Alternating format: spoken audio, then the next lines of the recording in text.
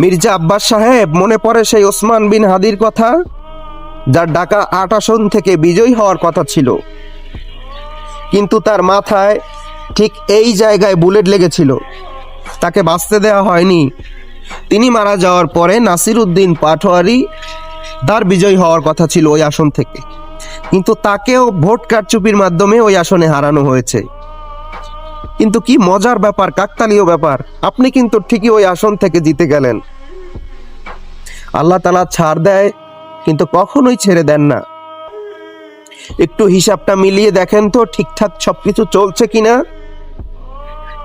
ওসমান হাদির মাথায় ঠিক এই জায়গাটায় বুলেট লেগেছিল 12ই ডিসেম্বর, এবং বাংলাদেশে জাতীয় নির্বাচন হয়েছিল 12ই ফেব্রুয়ারি, এবং আপনিও অসুস্থ হলেন সেই 12ই মার্চ।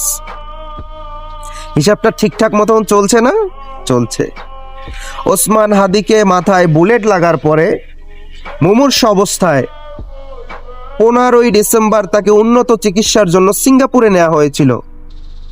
সেই একই তারিখে আপনাকেও মুমূর্ষু অবস্থায় উন্নত চিকিৎসার জন্য 15ই মার্চ সিঙ্গাপুরে নেওয়া হয়েছে। ওসমান হাদির মাথায় বুলেট লাগার পরে তার মস্তিষ্কে রক্তক্ষরণ হয়েছিল। আল্লাহ তাআলা আপনাকেও সেম একই ভাবে জ্বালাচ্ছে, পোড়াচ্ছে, কষ্টটা দিয়েছে। আপনারও মাথায়, আপনার ব্রেনটে তিনবার রক্তক্ষরণ হয়েছে, যার জন্য আপনার মাথায় 3বার অপারেশন করা হয়েছে, সফলভাবে অস্ত্রোপচার করা হয়েছে। আল্লাহ তাআলা ছাড় দেয়, কিন্তু ছেড়ে দেন না।